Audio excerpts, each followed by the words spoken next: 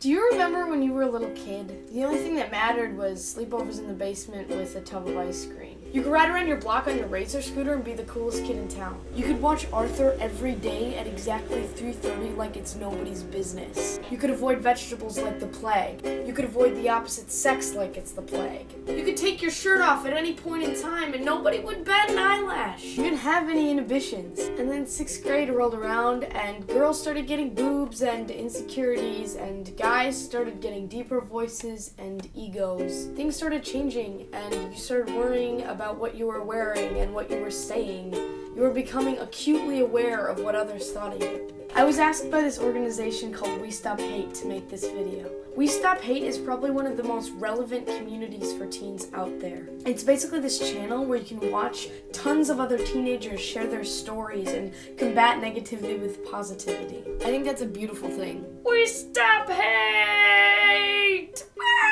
Which is why I'm here now to tell you about me and what little I've gleaned from my 17 years on this planet.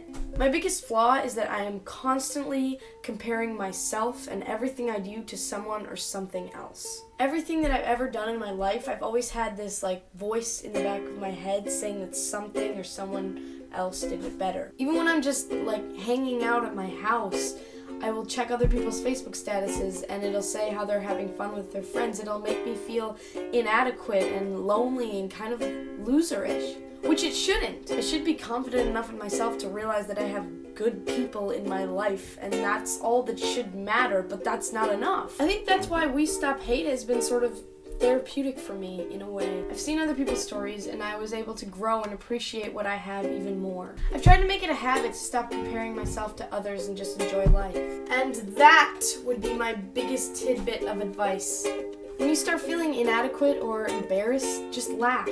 Laugh at yourself knowing that what you're feeling right now is very, very, very temporary. And yes, things do get better. And yes, no matter how isolated or lonely you're feeling right now, you always have someone that you can talk to.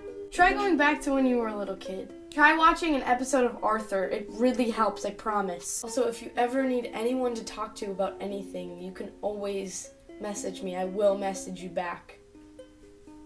I love WeStopHate, it's the best thing ever. On a lighter note, this is a pig pen. It's a pun.